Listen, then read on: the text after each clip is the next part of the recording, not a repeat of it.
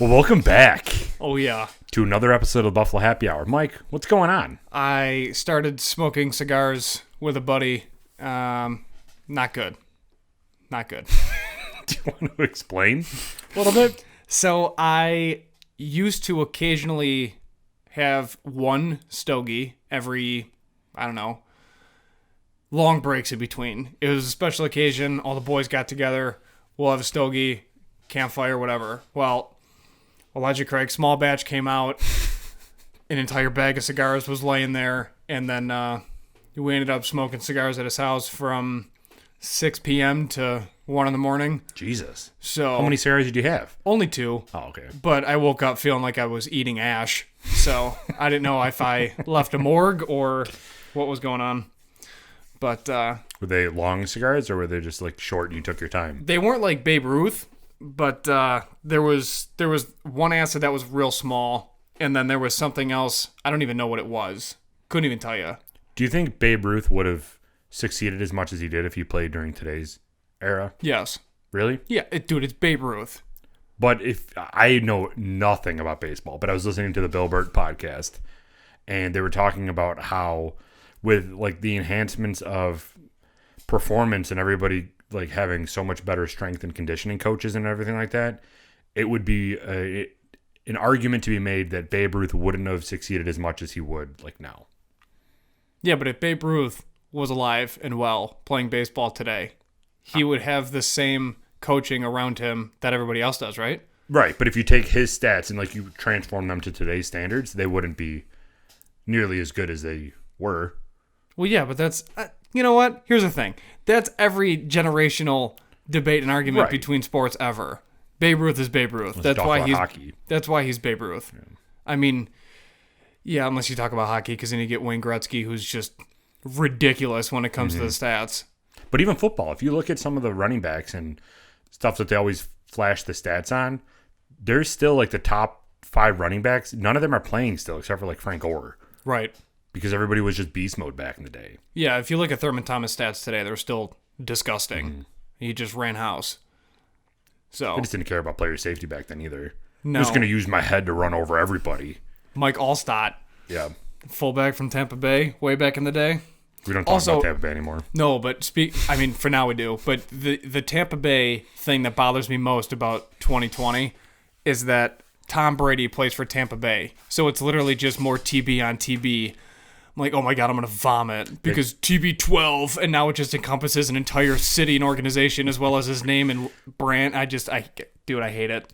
And now it's called Tampa Bay or Tampa Brady or something like that, Yeah, right? there's not enough Japanese whiskey to get me through this conversation about Brady.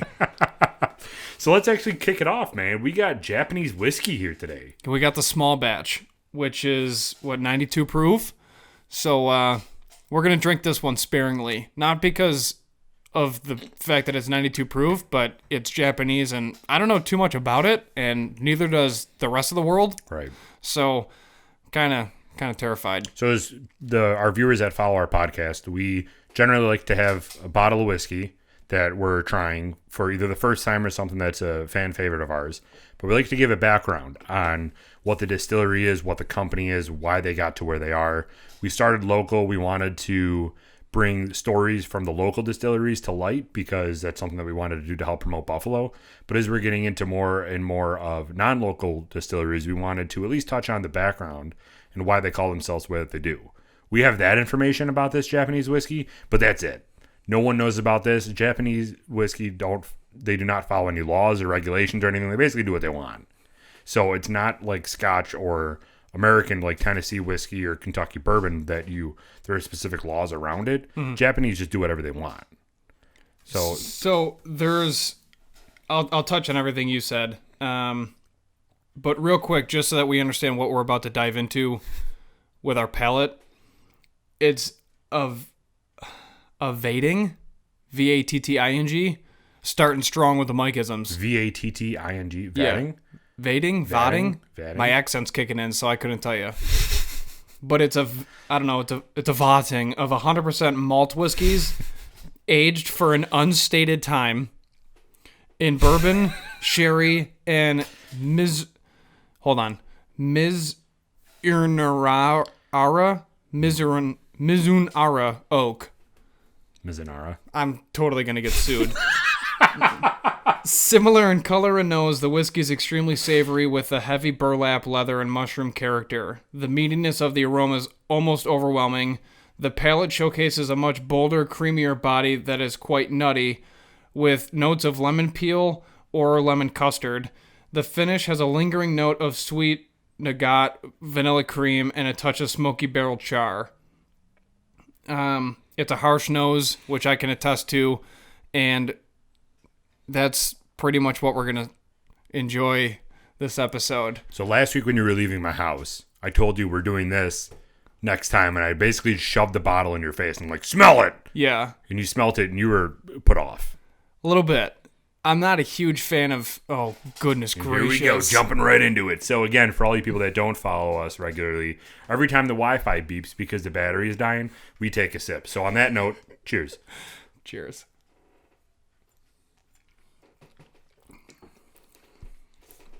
This is your first time ever having it. Yup. Initial thoughts. I'm back drinking a campfire. God, why do you do this to me? I just... It's honestly not horrible in regards to the peat. It's a good whiskey, but you gotta know that it's got some peatiness to it. Yeah. And if somebody poured it for you and you didn't know that going into this, and you didn't know anything about anything that was inside your glass, and you smell it, and you automatically are put off, when you drink it, it's just more of what you smelled. So, bon appetit. Which with this one, nobody knows what they're drinking when this is poured in their glass because it's so unknown. Yeah, so on that, it's called Hadazaki whiskey, and it's named after a lighthouse nearby that dates back to 1657. The distillery apparently chose this name to avoid confusion with whiskeys created by the nearby... Here we go. Igashima White Oak Distillery. Which... Mike doesn't do well with the English language, so we're going to throw Japanese. So they tried to avoid confusion with whiskeys created by the nearby Igashima White Oak Distillery, who makes Akashi whiskey. So this whiskey is a product of the Kaiko Distillery, located in the Hyogo Prefecture and owned by the Akasashi Tai Sake Brewery. Screw you! You know what? I tried so friggin' hard. Who did this to me? Who? I swear to God, I went to college. Oh I do everything I can for you guys. This literally sounds like a second grader first starting to learn how to read. The whiskey they're currently bottling and selling, however, is not Japanese whiskey in the way that you might think. This whiskey was not distilled in Japan. Perfect. As has become common practice with a lot of the new Japanese whiskey companies that have emerged in the last few years, they do not have their own whiskey to sell. Instead, they buy whiskey in bulk from Scotland and Canada, bottle it, slap their own label with some kanji on it, and sell it to foreigners as Japanese whiskey. That'd be us. Why, you might ask? They can't legally sell it in Japan, but other than that, the Japanese laws regarding whiskey labeling are very vague, and they permit a spirit like this one to be sold in foreign markets as if it were real Japanese whiskey. The U.S. has its own laws regarding the labeling of spirits, but those mostly apply to booze produced in the U.S. There are strict laws regarding what can be sold as bourbon, for example, which obviously we know about, and if you don't know, then watch our previous episodes because we've discussed it a gajillion times. But when it comes to imports, the usual practice is to follow the rules of the country of origin. The Kaikyo Distillery, I don't know. If I'm not... You know what? We already lost all the subscribers, so it doesn't matter. Does actually exist, and they are apparently distilling their own whiskey. So that's... I did some research. That's all I got. Yeah, so what I gathered was that the Kaikyo Distillery, they took... So this is a blended whiskey. I know. I studied Japanese in school. Just kidding. So this is a blended whiskey. And with that being said, we know blended whiskey is that they're taking whiskey from different distilleries and blending it to make their own. So the Kaikyo Distillery actually does make their own whiskey to some extent, like you were saying. but they source it with 2 other whiskeys that are made from other Japanese distilleries or Japanese influenced distilleries. And then they also blend it with a scotch, which is where you're getting that peatiness from. So the scotch, and they can't call it scotch, obviously, because it's not made in Scotland. But when you're looking at this Japanese whiskey, you're getting a lot of the notes of the extreme, like, malted barley. It's a huge malted barley taste to it. But you're getting that peatiness a little bit because they are sourcing or blending it with the scotch that they've got, too. That they've received and blending it in the bourbon and sherry barrels. Right.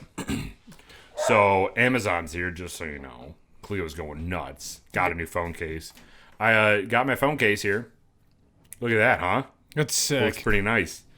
Queen City Creative Works were able to use their awesome laser engraver. Mike's peeking his head over there. To engrave the logo on the back of my case. But we're going to get another one so it faces the right way. Got it. As soon as it started engraving, he's like, Dirk, did it wrong. Nailed it. So, unbelievable. But yeah, so this is very interesting. They started back in May 2017, this distillery blending their own stuff. So if you would think about what their distillery would... Breathe in, breathe out. If you think about what they would do and like the color of this whiskey too. We'll cut all this out. Cleo! This is a very light colored whiskey. We'll be back after these short messages. I just gave her some food. That makes me shut up, so hopefully that makes her shut up. So this is a very light color. It's not what you would typically expect from whiskey because it's like a yellow, which to me screams that it's a young whiskey. Obviously, with our vast knowledge of the distilling process, there's no doubt that it's got to. I mean, it's got to be young. They can't even tell you it's for an unstated time. I don't know, man. But like, this says that it's blended, but they don't tell you from where. And this is my assumption here. They were made in 2017. They first started doing this in 2017. This looks like something that would be aged for only like 2 years with no artificial coloring in there at all. So why would you source something for 4 years when your product is already 3 years old? Doesn't make sense. I think that this is their own, but they're calling it blended because they're not legally allowed to sell it if it's their own. Which would make sense. But then how do you get all these flavors in there? Because they're using just everything. They're blending it in sherry casks, bourbon casks. I don't know what Mizunara whiskey or whatever is. This company is known for making sake. Okay. So I don't remember what sake tastes like because I don't frequent Japanese restaurants. But I feel like this is just what they would produce, but they're not legally allowed to produce it in Japan. So they're calling it blended to get away with it. Gotcha. I'm just completely blowing in their whole thing over here. I solved it. But that's what I would think. I mean, initially, what do you honestly think about the taste of it? Do you like it, or is this something that you wouldn't get? I would not spend my money on this, personally, because there's too many great bourbons to enjoy to pair with stogies. This, it's like it's a delicacy, really. Like if a friend has it, like you, and it's a special occasion, it's like, hey, you want to try a little? It's like, yeah, I'll sip on it, but I won't go out of my way like, right. Oh my God, I need this bottle tomorrow. Like I would for, I don't know, anything on our shelves. Right. Yeah, it's very it's very interesting, this type of, so Japanese whiskey started becoming super popular within the last couple of years. And like 2017? Yeah, seriously. All Japanese whiskey, yeah. It just started flying off the shelves. So I think that they're just trying to capitalize on that by just putting this out there as quick as possible, which is why you're seeing this super light color and like the abundance of flavors, because you're not going to get a ton of oak, or you're getting quite a bit of vanilla here, but you're not getting those wood sugars or anything because they're not sitting in that cask for very long. No, I think the back end of the ending notes, like the final end of that, you get some sugar, but otherwise there's really not too much. Yeah. We'll go through it once we go to our whiskey review later on in the episode, but This is what we're going to be drinking throughout the whole episode. Got it from my buddy Steve. Hell yeah.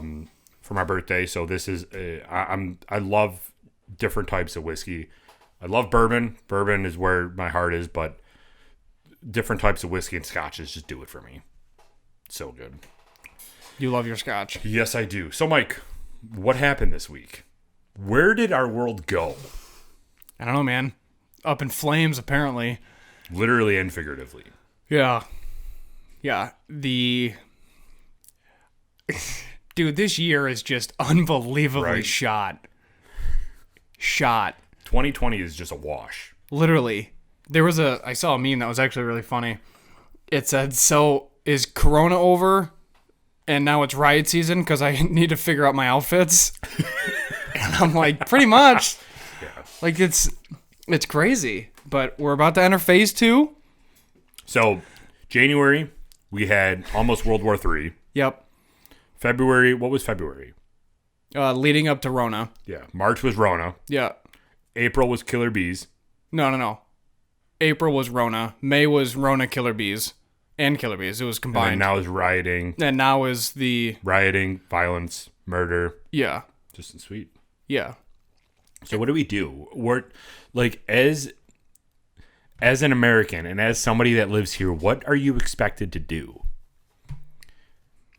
Everything you do now, and this is not taking sides, but everything you do now by the other side of the aisle is going to be taken as wrong. We're basically in an abusive relationship with the opposite side. Yeah. Regardless of what side you're on, everything that you do is going to be taken out of context by somebody else just because that's the time that we live in now. Everybody was unified. And we're going to get into this because this is the hottest topic right now. Everybody was unified when we were talking about the unfortunate killing of the gentleman in Minneapolis, right? Minneapolis. Mr. Floyd. Mr. Floyd. Everybody was unified in that. Yep. Nobody thought that the cop was in the right. Correct. Everybody was understanding that this is a terrible situation that happened, and everybody was on the same side. And then all this started happening, and now we're divided again. Mm-hmm. We can't, as a society, be unified for some reason, and I don't understand where that comes from. Same. It's tough, too, because I just don't understand racism in general. Like, it literally makes no sense to just not like somebody because of what they look like on the outside. That's just inherently ridiculous. Like, it's just asinine. Mm-hmm. Like, I just don't get it. Are you a trustworthy person in general? Like, are you the type of person that when you meet somebody, and this is not anything to do with racism at all, but when you meet somebody, like when you met me for the first time, are you an inherently, I want to trust this person and they need to, it would be their responsibility to destroy my trust? Or are you more, I'm going to be more protective of myself and they need to earn my trust? Which way do you normally lie? Not the latter. So, like, you give people the benefit of the doubt first, and then I do, unless I know that I'm in a very sketchy, like, part of the world. Like, if I know the person I'm speaking to doesn't even speak English, then it's kind of like, okay. But if we're stateside and I'm in Buffalo and then I meet somebody for the first time and that's probably what you're talking about, then yes, 100%. Yeah. Like, it's more of like a tribe mentality. Like, hey, I'll let you in the tribe, and then if you break that some level of trust, then it's just like, that's kind of it. Like, I'm moving on. But I'm not just randomly judging people for nothing. Road rage is a different story. Right. I'll go off on people while I'm driving, but that's, more times than not, that's just to make a joke. Yeah. Which I think is important too, because there's a lot of people now saying, like, I'm sorry for ever laughing at a joke. And I understand where they're coming from, but the other side of it that I think people are forgetting is that comedy is comedy, nothing's off the table. Mm-hmm. And, if we're going to go to that extent, not extreme, but to that extent, and discuss that now over this current topic, then, I mean, what about the people in the Jewish community and all the different jokes from, like, a nobody who's making a joke and that's, okay, hold on. Let me try to say this correctly. So there's like a gajillion things in my head. Yeah. So like we're not professional comedians, right? But we'll make a joke to make a joke. And then there's people that are amateur comedians that do open mic nights, so on and so forth, and then they're trying to make it big, right? And then there's professional comedians that also make jokes. Like one of our favorite comedians, Anthony Jeselnik, he'll make a joke about the Holocaust, like outright, you know? Sorry, I just had to drink moss. So he'll make a joke about the Holocaust, and people are like, that was like, it was funny, I'll give you that, but it's still like a low blow. And it's like, well, no shit. Like, that's the point of comedy. Yeah. Like, nothing is off limits in comedy. So when it comes to this, I'm not saying like somebody should make a joke about kneeling on someone's neck. Not that. But I'm saying just race jokes in general, or ethnicity jokes in general. Like, if somebody makes a really good white joke, I will laugh all day long. Right, because comedy. It's comedy, yeah, they're hilarious. So I think people that are saying, I'm sorry for laughing at a joke, it's like, I understand where you're coming from, but at the same time, actions are going to speak louder than words in this scenario and like in life. So Morgan Freeman, I think, still says it best, where he goes, the only way to stop racism is to stop talking about it. Right. Like, just treat people with respect and dignity, which is what I said on Facebook in my status, where I was like, people just need to treat people like people. And it has nothing to do about anything. Like, where they're from, what color they are, what they like, whatever. It's just treat people with respect, and then you don't have anything to worry about. Right. What happened to that golden rule when we were in kindergarten and first grade? Just treat others the way that you want to be treated. That sounds super cliche, but that's how you have to live your life. Yeah. And the fact that everybody has to understand that the squeaky wheel gets the oil in all situations. And the squeaky wheel is normally the outlier in this situation. So if you have one squeaky wheel, that might get the oil, but you have to remember that a majority of the rest of the wheels are not squeaky. That's why they're not getting the oil. So when you look at that into a situation that is like the situation that we're in right now, no one is saying that there aren't bad cops out there. No one is saying that. There's bad cops out there. There's bad accountants out there. There's bad podcasters out there. There's bad everybody out there. But the fact that you still have to take a step back and realize that a majority of the other cops, accountants, podcasters that are trying to do well need to not be lumped into the same, this is the squeaky wheel here. Which I think people are starting to forget, because in the day of social media and in the day of everything being readily available, your phone having video camera capabilities, you might see a lot of videos of cops doing bad things, which we should definitely call that out, because that's part of being a good human. That this thing that this guy did is an absolute terrible thing that he could have done. It shouldn't have happened. It should never happen again. And that's the end of it.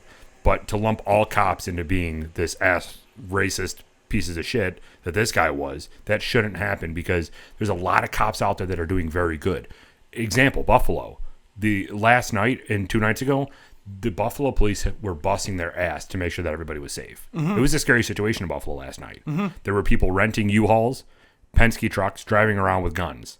That's a scary situation. And in those situations, Buffalo PD and other surrounding area PD police departments pulled them over and arrested them. Those are the cops that should be recognized, and they shouldn't be lumped in with the squeaky wheel.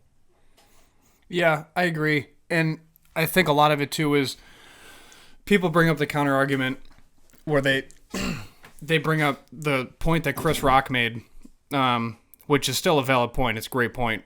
And he said, not to sound like the current president, but he said that, yes, there's not just bad cops or not just good cops, and you can't lump it in. It's tough for me to talk about, because like I have so many points that I want to hit that I can't speak fast enough, and my mind's just like a gajillion miles an hour. But he basically was saying there's still some professions that you just can't make mistakes in. And to his point, he's not wrong. Like, there's definitely there's room for improvement. And I think the thing that most people are forgetting about is that human error still exists, and you're never going to get rid of human error. So you and I both know, to become a cop, what does it really take? Like, there's not this insane amount of specific special training that you get that allows you to then carry a badge and have responsibility and all this different authority over civilians, right? Like, you take a test, you pass a background test, you go to the academy, you graduate the academy after learning about penal law, and then you get through FTO, you get through your probation period, and then you're on the job. And from that point, I'm not saying that they're not ill-equipped and they're not ill-trained, but there's a lot more to the job that people don't know, and then they go on social media and blast their opinion about how there needs to be empathy training, there needs to be specific cultural training, and yes, absolutely, but at the same time, it's very difficult to do 40 things at once. Right. And getting into a loop and a cycle of you have to do this training, you have to do this training, like the Army did that. The Army was trying to force so many different training events to fit one specific need that it sacrificed other things that were also important. And if you forget the basics, you can't compound all this extra training and all this extra attention to something because there's an immediate problem. And I get it. Like, this is to me more a cultural thing than this is something that's been identified and needs to be spot corrected immediately. It's, I think, a mixture of both. Like, of course, all it took was one cop to look and say, dude, move your knee off his neck, and just, like, don't do that, right? So there's that, and then there's the obvious cultural aspects of it where, what else can be fixed? Like miscommunication, the lack of seeing things through different lenses, right? Like if I get punched in the face and you get punched in the face by the same person, we're going to react differently to it. And that's the same thing from something physical to something cultural. So our backgrounds impact how we get affected by anything and everything. And, I think people are missing that occurs. So it's tough, man. Like there's a lot of room for improvement. Obviously we can be better. And I think it really starts as an individual of just being a better person. Right. But it's hard to affect change from a lot of people's perception is that police in general are corrupt, which is not the case for a majority. But from the outside looking in, it's tough for people like us, and I'm just being devil's advocate because you know where I stand on this, but it's tough for people like us to say, how am I going to affect change in the police force without doing something? Which is where some of the thoughts about protests are coming from. It's just these protests that then get taken to a different level to where you have outside agitators coming in and causing a disruptance when it was originally going to be a peaceful protest. So it's the thought is there, and it's everybody's right to protest. It's everybody's right to assemble. And they should be doing that because they're raising awareness of something, which is true. Agreed. I mean, this is how our country has evolved into what it is right now, is protests and people gathering together for a common cause. And the common cause originally was a good cause. Again, nobody was against the protest itself. It's just once you start literally in Rochester beating two people with a 2x4 that were guarding their business, that's not a protest anymore. That's you utilizing some sort of situation as being for you to then inflict violence on somebody that's not warranted. That's not going to help solve this issue of police brutality. This is going to help cause a new issue around how terrible our civilization is that we're resulting to doing this, which is something that was just not what anybody would have wanted. It's just we have to, as a society, just be better, and we have to continue to do everything that we would want somebody else to do to us. And just seriously, if you don't agree with somebody, instead of punching them in the face, just walk away.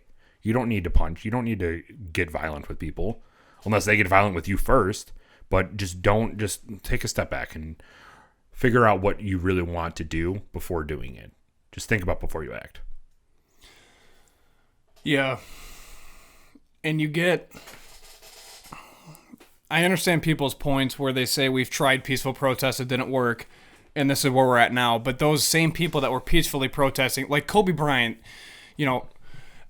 it's tough using him as an example because obviously he can't necessarily defend himself, right? But professional athletes that John Bone Jones, right? He is on video taking away spray paint from somebody who was it was a white female who was spraying like Black Lives Matter on a building or whatever, and then he took the spray paint away and said, like, that's not doing anything, like, just stop. And then he was leading that front in eliminating that whole aspect. And you have other athletes that are peacefully protesting, and they're the ones saying stop the violent side of it because it's not necessarily directed in the right place. And then they're also the ones that were previously peacefully protesting with either they took a knee with Kaepernick or they wore the shirts during pregame that said "I can't breathe," right? Like all those different things. So I understand the point that people are making with the escalation of we tried peace, it's not working, now this is where we're at. But the people that are committing the specific violent acts weren't the ones peacefully protesting. Right. They just showed up now at this point, and then they're just wreaking havoc all over the country. Like, a cop in Rochester, New York did not do what happened in the Midwest, right? So why are we burning a small business down in Rochester when it wasn't even the location of the actual assault that occurred, right? Like the murder. That doesn't make any sense. Same thing in Atlanta. Like, yes, we're raising awareness, but the platform was there anyways. So, Jesus, you have cops walking with them. Mm-hmm. That didn't happen before. Right. So, yeah, it took a minute. I understand that, and I feel for them. You know, everybody, really. It's not just them as in, I'm not saying them as in black people, Jesus, but, like, yeah, it sucks that it took a minute. I agree. Like, it shouldn't have taken that long. Right. By any means. But I think the other thing, too, is the whole situation sucks. And there's no good answer, and I think that there's so many people that are trying to say the same thing that it just leads to an argument because they can't put the words together correctly to get it out. But everyone's arguing the same point. Just from different angles. Yeah. It's exhausting. Nobody hates corrupt cops more than good cops. I'll tell you that much right now. Truth. Because the good cops now have their life in jeopardy because there's this overall thought that cops are just generally bad. Yeah, it's group discipline. Right. It sucks. It should be that specific person, not group. Same thing with a group project in school. You know, like, just because the one person screwed up and the other 16 did great, then all 17 people are getting screwed over because of that one person. Like, they're all going to hate that one person. So here's the thing, too, when it comes to requirements on being a cop. Those requirements have gone down. Like, you used to need a certain amount of credit hours, and now you don't need that much. And I think that has to deal depending with... on department. Right. I think that has to deal with lack of enrollment and people not wanting to be a police officer nowadays because it's a dangerous job, and they're being targeted more and more. Same thing with our presidential candidates. Nobody wants to be a president. Would you want to be a president right now? I don't want to get into politics ever. Exactly. So now we're lowering the bar for people wanting to get into politics, which is resulting in a less well-rounded candidate, which is what we have right now. Really, if you think about when the United States was first, like, establishing their government, would either of these two candidates really be considered? Right. Yeah, no. But we're lowering the bar because people just don't want to get into it. So now we're like, okay, whoever applies will get it for the most part. I mean, that's kind of where we're at right now, is we're getting to this point where nobody wants to do this job, but we need people to do it. So let's get less qualified people in. Not saying that that's what's happening or what happened in the situation, but this is where we're going with our current environment of, I don't want to be a cop, but someone else might, who might not fit the qualifications before, which is why we might have some issues. Yeah, I mean, months ago we were talking about what is rock bottom, and it's like, and then 2020 started, and we're just like, well, we're trying to basically find it now. If not find rock bottom, we're trying to find out what's beneath rock bottom, right? Because it's just a slew of issues, and like I've talked to so many different friends of mine. Some just happen to be black, like it's not, it is what it is, and we're all on the same page. We're just like, yeah, there's a problem. It can be fixed. Let's do what we can as people to fix it. But it's just like the whole thing is very, very exhausting to try to navigate through because, again, everybody is so passionate about it and wants to do the right thing, and it's just causing more issues because there's too many different angles. And social media is not helping. Right. The media is not helping. It's just a huge platform to spread rumors or to spread false information or a false narrative or just to... Nobody thinks. Nobody puts a filter between their thumbs. They just type away and hit send, and there it is. And it's just...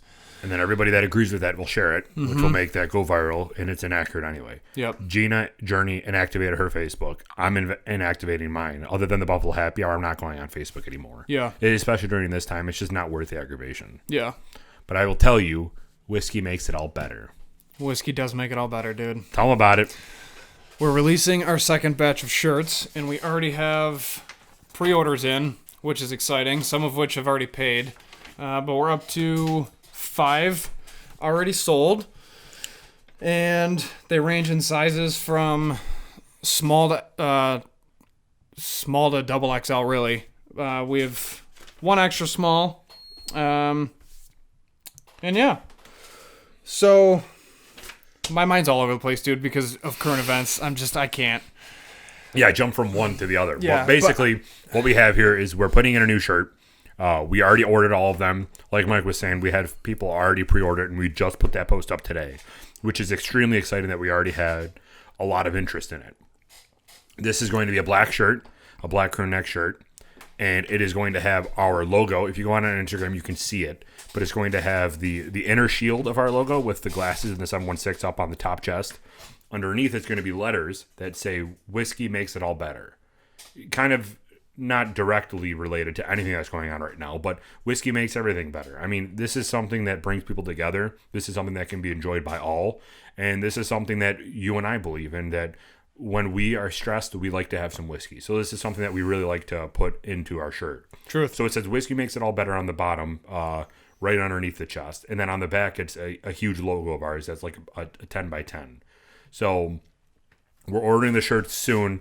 We're getting mock-ups made right now for us to wear, just so we have them and we can look to make sure that we like everything. But this is basically what's going to happen. So if you want one of these shirts, either comment on this video, go to our Instagram or our Facebook when we made this post. Let us know that you want one. We want to make sure that we order all the sizes that everybody wants. If you want a 2XL, let us know, because we need to make sure that we order enough 2XLs. If you want an extra small, let us know, because we can potentially order another 2XL or extra small. So just let us know what you would like. These are probably going to sell out quicker than the other ones did. One, because people know that the quality of what we had for the first one was really good. So hopefully this will sell out even quicker. But let us know, that way we order enough for everybody else. Also, a portion of proceeds are going to a local charity organization, business, etc. Each batch, we're picking a different local location to donate to. So a portion of the sale, basically when we tell you the price of the shirt, that encompasses the shipping and the donation already. Mm-hmm. So we're excited. I can't wait to knock this out of the park and give you guys more stuff to wear around town and promote us. And we thank you for all the support. And then I can't wait to link up with the company for the donation, because they're going to be stoked. Yeah, Western New York Hero was great the first time.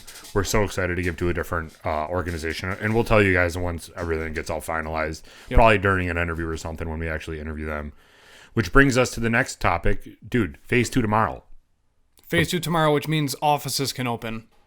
That's this somewhat of the gist that I got. So it's not the full Phase 2? No, it is. Oh, okay. But I just don't know all the ins and outs of Phase 2. I know offices can reopen, hair salons can reopen. However, for hair salons, I feel bad for hairstylists. Dude, it's a 13-page PDF document put out by the state of mandates that they have to meet. They're getting tested twice a week. It's just, there's face shields involved, there's gloves, there's masks. It's limited exposure, and I understand, but I wonder how good the haircut's going to look through a face shield. Right. So, we'll see. I can't find this right now. The hell is it?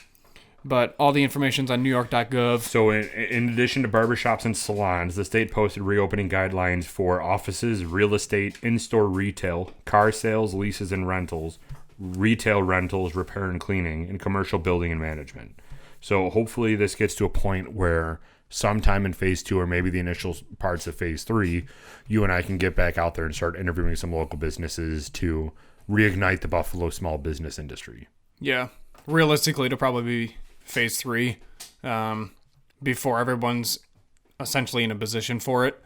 But it's fine. We're here. We're excited to reach back out and sit down with the long list of people that we have. So we're going to be so busy. Yeah. So eventually what we want to do is start interviewing 2 people a week for our platform. this will have to be us getting up to that point because we can't just start with it. We have a ton of backlog and we want to make sure we do it right. But eventually, and let us know in the comment section below too, if you like this style of podcast where you and I are sitting across the table from each other, having a conversation about current events or whatever we would like. Because what we've tossed around a couple ideas of us just ixnaying this part of it and having people come for interviews and just having interviews. Or if people do enjoy this conversation that you and I have, as well as the whiskey reviews, we'll keep this going too. So your feedback is obviously welcome. We thrive on what our viewers like. If you don't like something, we're not going to do it. If you like something, we'll do it more. So let us know what you think and leave a comment below because we would love to hear what you all would like us to do. What y'all like? Hell yeah. Should we get into cocktail section? Yeah, dude. Drop the beat for the cocktail section. Cocktails. Whoa. That was a lot. That was hot and heavy. That was real heavy, just like this Japanese whiskey. So for my cocktail, I have the Strawberry Samurai Japanese whiskey cocktail. It is the 2 ounces of Japanese whiskey, 1 ounce strawberry syrup, half an ounce of rice wine vinegar, and a 1/4 ounce of Striga, nailed it, and then 3 drops of cardamom bitters with a strawberry garnish. Ooh, sounds refreshing. A little bit. Is this something you would destroy during summertime? I don't know. I mean, there's rice wine vinegar in it, so maybe. Do you cook it or anything, or is it just all in a glass? All in a glass, Really? man. Yeah. Interesting. Yeah. Wonder if it has a sour, like vinegary taste to it. I don't know. What does rice wine vinegar even taste like? I would never put myself in a position to just pop a bottle and start drinking it. Take a little sip. Yeah. No. Crazy. What do you got? I would love that strawberry, man. Strawberry would be good in a cocktail. Yeah. All right, mine is the matcha highball. It's 2 ounces of Japanese whiskey, 1/2 ounce of lemon juice, 1/2 ounce of honey syrup, 1/4 of a teaspoon of matcha green tea powder, ice, and then you put 4 ounces of chilled club soda. Then you garnish with 1 lemon wheel. And that's it. That's your matcha highball. Doesn't sound bad. No. Sounds tart, if we're does. being honest about it. It does. Honey syrup, matcha green tea. Are you a tea person? Do you like to drink tea? Am I a tea person? Not really. No. I'll enjoy an occasional black tea every now and then, but I don't go out of my way to have tea in the morning. I'm a patriot, all right? So. If you go to a restaurant, what do you order to drink if you're not having alcohol? Water. Yeah. Do you ever order pop or soda? No. Or whatever the cool people say? Yeah, no. No. Why, do you? No. Dude, I haven't had pop or soda or whatever you want to call it in years. I just don't like it. I think to me, it makes my teeth feel all gritty. Yeah, it does. The only drink that I'll have that's close to that is ginger ale, and that's mainly because I'm mixing it with Canadian Club. So, cheers. Do you would you order iced tea at all if you went out? Actually, I do sometimes. If I'm in South Carolina, I'll order a sweet tea. Sweetened. That's what was my next question was going to be. Do you use sweet or unsweetened tea? Sweet. I don't drink unsweetened tea. It's for terrorists. I can't stand it. My mom used to drink it all the time, which says a lot about her being a terrorist. But she would have it all the time in the house, and it's pouring it, and it's the worst tasting stuff in the entire world. 100%. Why would you subject yourself to that? It has zero flavor. It's the same thing as people that eat orange chocolate. Those people should not talk to me. Or sponge candy. Yeah. Those people should not talk to me. Yeah, it's the worst. Did you ever eat the inside of a mattress? Because that's what it's like eating sponge candy. So, not for me. Just doesn't make sense. I don't know why you would do that to yourself. It's disgusting. Gross, man. It is very gross. So, dude, coming into this episode, man, I had this is going to be Mike Kelly's official statement on Mr. George Floyd's situation, and when you asked me and I was all hyped up for it, my brain just went to mush and I just feel horrible about it. And I just can't formulate thoughts because I feel so bad. The whole thing sucks.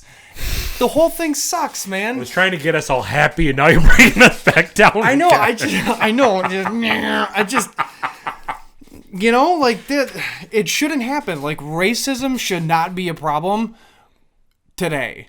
Flat out. Like it just should not even be a topic of discussion. Who gives a shit if you're white or black? Really? Who cares? Who cares if you're from India? Like the whole African American thing, the whole PC culture of like I'm an Irish American, I'm an Italian. Who cares? Like were you born here? Yeah. Okay, cool. You're an American. Like who gives a shit? Yeah. Even if you're not born here. You don't got to be an asshole to somebody. Right. And my point is, it's okay to take pride in where you're from. Right. Like, I'm proud to be Irish, but I'm not just going to walk around and, like, demand somebody call me an Irish American. Or, like, I'm an American, dude. Like, I was born here. I'm from here. I treat everybody equally. Like, if you don't do anything harm to me, I'm not going to do any harm to you. I treat you with respect. We can smoke and joke. Like, who cares, man? Live your life. Like, and that's the same thing with anybody who is... whatever, like if they happen to be gay, cool, be gay.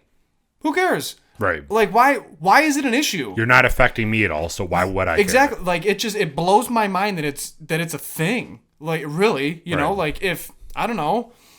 If you're an asshole to somebody, be an asshole because of a personality trait, not because of anything else. Yeah, like if they beat dogs, then yeah, be an asshole to them. If they knee on someone's neck, go to jail because you're a piece of shit. If they eat orange chocolate, then yeah, like it's. But I just don't understand it, and it's a damn shame that people are losing their lives because some asshole puts his knee on a neck. Yeah. Like it just should not be a thing. It's really sad, and now we can't even like. You have to tread water because you can't talk about it because you're afraid of offending somebody. It's like. Dude, just like give someone a hug and just have a beer. Like Jesus. We're all on the same side on this. Mm-hmm. Again, I want to repeat that because there's no divide here. None. Literally none. None. I just can't stand it. I don't know if anyone needs a character reference of where I stand. Ask all my friends that just happen to be black. Like I've openly talked to them about it. Where I was like, dude, this sucks, and they're just like, preach, bro. Like this shouldn't be a thing. I'm like, correct. It's really sad. Hopefully we all learn. Hopefully we get better. Hopefully there's more training involved when it's applicable. And, hopefully we take steps in the right direction because obviously something needs to happen. It shouldn't be a reoccurring theme. It shouldn't be a reoccurring event. It's sad that it exists. And it's tough because there's so many people that live in the cultural sphere, again, where they don't get out of the American bubble and they just sit in it and they're just constantly reading police blotters. They're just constantly reading social media. They're constantly reading false news that it's just not even right. Like someone's status could be considered news and it could just be totally inherently wrong, but they take it as fact or Bible and that's how they live their life. Like it's just, dude, take a break. Right. Like go sit by some creek and relax, I don't know. Let a bird shit on your shoulder. I don't know. There's more to life, and it's really sad that people can't just enjoy the greatest country that ever exists because there's just assholes that ruin it. It's so frustrating. People always say the phrase, don't ruin it for everybody else. That's literally what's happening right now. Yup. Don't ruin it for everybody else. This is a great country. There's assholes out there, and they need to be in jail, but the majority of people are good people. They really are. And everybody should be able to enjoy how great this country is. You can see that from again, bringing this back to Buffalo, because I haven't followed up on a lot of the riots that have been happening across the country. But Buffalo, the next morning, there were a bunch of people out there in Niagara Square cleaning up. Yeah, that was nationwide. The place looked like there was nothing happening there. Yeah. Everybody goes out and cleans up because a majority of the people are good people. And everybody needs to understand that. It's scary. It's a terrible world that we live in, that there's still assholes out there, but there'll always be assholes out there. But a majority of the people are good people. So please, everybody, continue to be a good person because that's what's going to keep us going forward. That's it. And whiskey makes it all better. And whiskey makes it all better, God damn it. Oh, my God. God damn it. All right, let's get to rating this thing. We got some stuff to do. Label branding. You're just so aggravated. Listen, because, dude, I am aggravated. It shouldn't be a thing. All right. That label I cannot read, and I apologize. All right? I got I got Hatazaki. Couldn't tell you. I got small batch. I got some colors. The rest of it, hey man, you know what do they call someone that knows 2 languages? Bilingual, Yep. right? What do they call someone that knows 3 languages? Trilingual. What do they call an American? Dumb. No. Oh. I said it wrong because I'm drinking 92 proof and I'm too juiced up right now. But what do you call someone that only speaks 1 language? An American. So, cheers. Let's just get sloshed on this friggin' campfire moss that I'm pouring down my gullet. All right. What does the back of it say? It tells a story. So, first of all, what are your opinion on lighthouses? They're necessary. How do you know where to go? You know? That's why they're there. There you go, everybody. Take care. That was a Ron Swanson if I ever heard one in my life. What do you think of lighthouses? They're necessary. Next question. Oh my God. I cannot stand you. All right, so I like lighthouses. They're pretty sweet. When I went to Cape Cod for a police exam a while ago, that was one of my things. I wanted to go to different lighthouses because they're cool. They're sweet features. They are necessary. You are right. But I like them. They labeled this after Lighthouse because of the other distillery that was in the area. They didn't want the confusion of there. To me, though, this is a bottle with their label on it. It's very consistent. Like, this is what you, if you were to picture Scotch, this is exactly the bottle that you think it would be in. Really? Would the top be the same too with the cork? Yeah. All right, go Bills. Oh, here we go. Pulls out the Auchentoshan. The Auchentoshan. Yeah, like if you look at, I mean, this is not the same, but like this is different to an extent. This is super dark, first of all. But this is the other Scotch that we've tried here, and it's like the same bottle. Even if you think of Lagavulin, it's the same type of bottle as this. It's not anything to like ride home about. I do like that there's some Japanese influence on the label itself, with the writing as well as the picture over in the far right hand part of the label. It is pretty cool. I'm not going to go crazy over it, but I do also like to add an additional bonus point because of the box, because I'm a huge box fan. So I would maybe give this an A+. I agree. I agree. Okay. Nose. Michael, nose. What do you got here?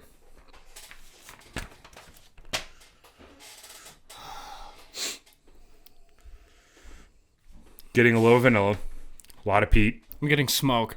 campfire, Yeah, there's peat. a little leather.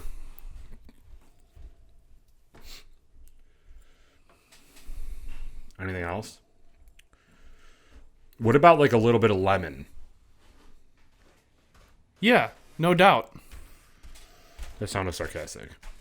No, it's there. It's pertinent. Speaking of that, dude, I just can't wait to start baking again. Yeah. Said no man ever. All right. So like a moss, lemon, and vanilla. The vanilla's really faint though.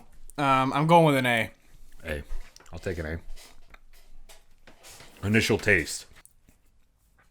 Getting like a savory bit. It is very sweet. I don't know if I would think of Scotch as ever being sweet. This is very, very sweet.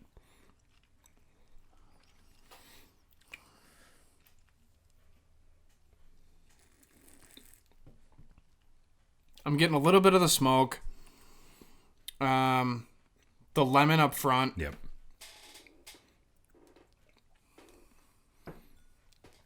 And kind of like a hay type of, Yeah, like a burlap. yeah. Burlap hay. I agree. And then it's not. There's a burn per se, but it's similar to the Scotch burn, no doubt. Yeah. Not like a hotter whiskey, like a bourbon cask strength, nothing like that. Not that kind of heat. It is good. It's really not Glad that you like bad. it, yeah. I mean, I just wouldn't go out and buy it, but it's not bad. Yeah. You know, like if this was given to me as like, dude, you got to try this Japanese whiskey. It's a delicacy. I'll treat it as such. Then I'll leave it as that. Yeah. You know. So this is going to sound pretentious of me, but if you were to put this in front of me, I probably would guess that this is blended because it doesn't have a solely Scotch taste and it doesn't have a solely like whiskey taste. Sure. It's a good medium ground for both of them. It cuts right in the middle. And I don't know if you can get this type of flavor profile from a whiskey that is not blended. I think it would be very, very difficult to do that.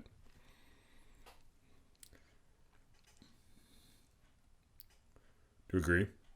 I agree. I concur with the last said statement. Yes. Shallow and pedantic indeed. All right, so initial taste, A. Yeah, A. And then as it's going down, the ending note, it's giving me, it's not that much different than the initial taste. To me, the flavor profile starts out with an initial burst of lemon and burlap. And then as it's going down, it ends with this type of peaty, lemon, hint of vanilla ending. It's very consistent throughout, and it lingers quite more than I would expect from it's this like type of a whiskey. The oils of it sit in your mouth. Mm-hmm. You definitely have an oil back-ending note that really just sits there. It's a shame that they don't put age statements on this. True. I would think that this is a 3 or 4 year old whiskey. And it sits on the back of your tongue. Mm-hmm. It doesn't really go down your throat at all. Yeah. There's no hug. As in the oils. Yeah. You know what, dude? For initial taste, I might go B, and then for ending note, I might go A. So B. I give it a B plus. B plus initial taste, A ending note. Okay. You like that? Sure. It's a good compromise. Because I think this is an A. You probably think it's more of a B. Yeah, because dude, if I go camping with you, you'd probably just lay on the ground and gnaw on moss because you're obsessed with it so much. So good. Final rating. All right. Give me that countdown. 3, 2, 1. 94. 92. 92. I like this. I like it because it's different. That's probably where I'm getting it from. I do give you that. It is different. It's something that you're probably not going to expect when you're given a glass of whiskey. This is not anything that you would expect. No. It incorporates both that I like. I will say this. I love Scotch and I love whiskey, like bourbon or Tennessee whiskey or anything like that. This sits right in the middle but below. So it's not as much as I like Scotch. It's not as much as I like whiskey. It's right in the middle but lesser. So that's why I'm giving it a 94 instead of like a 96. It is recognizable too. Mm-hmm. Clearly, because it's not English. Yeah. So it'll stick out on the shelf, Right. which is why it deserves the higher rating for the label. But I will say, and this isn't part of our review, but the color of this is not appetizing. Not at all, dude. It's a huge turnoff. Mm-hmm. Huge. I don't know if that's, to be honest, I don't know much about Japanese whiskeys. Most people don't know much about Japanese whiskeys because they don't follow any type of code. They're probably coming here Yeah. to find out about Japanese whiskeys, Right? and then They're we're listening sitting to here, this podcast right Yeah, now and- thinking that this is what it is. and we're telling them not much to know about it because there's not much out on it. But like this is not an appetizing looking drink because this doesn't scream whiskey to you. Yeah, no, not at all. Looks like well hydrated urine. It honestly looks like white wine. Yeah, we'll go with yours instead of mine. Yeah. It looks like it's more appetizing if you call it white wine. But don't drink this expecting it's going to be white wine because you're not going to be happy. no.